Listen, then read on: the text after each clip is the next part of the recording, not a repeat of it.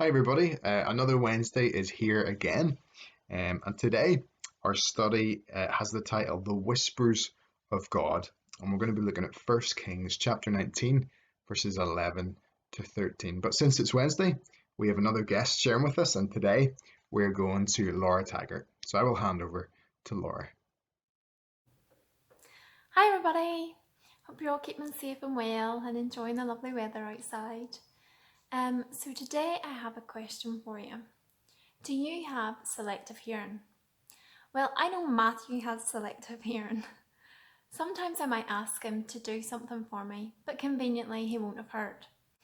But if I were to open a packet of sweets, Matthew's sure to hear and to be by my side waiting for his share of sweets.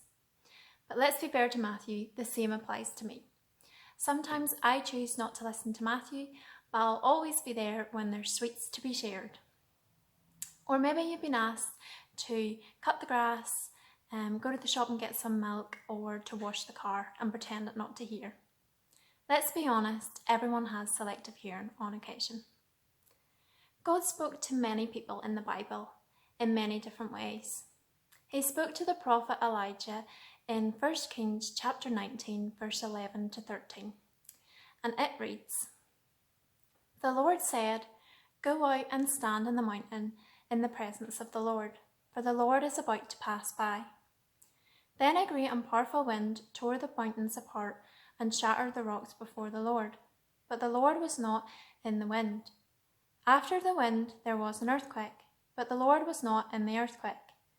After the earthquake came a fire, but the Lord was not in the fire. And after the fire came a gentle whisper. When Elijah heard it, he pulled his cloak over his face and went out and stood at the mouth of the cave. Then a voice said to him, 'What are you doing here, Elijah?'" As we read the Old Testament, for some it can be hard to accept that the God of the Old Testament is the same God that we seek to worship and serve today.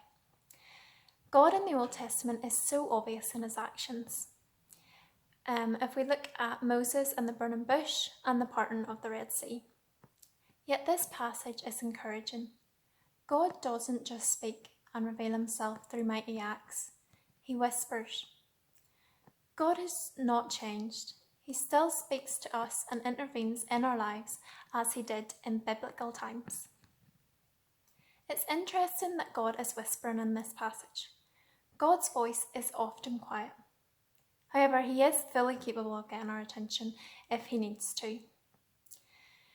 He would rather have us listen to him of our own free will.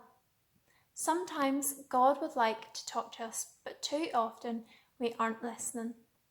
Or there's so much noise in our life and so little quiet that God's gentle voice gets lost in the chaos. This is where our selective hearing can come in. We have selective hearing with God as well.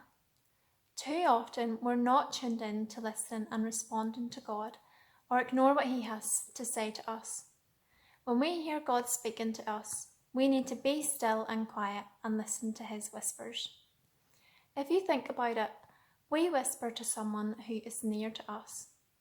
God speaks to us in a whisper because he's always beside us. He doesn't need to speak any louder. When God whispers, we are not to be disobedient, but to be still and listen to him. So remember, God doesn't always speak to us through visible displays, but also quietly, and we always have to be ready to listen to his whispers.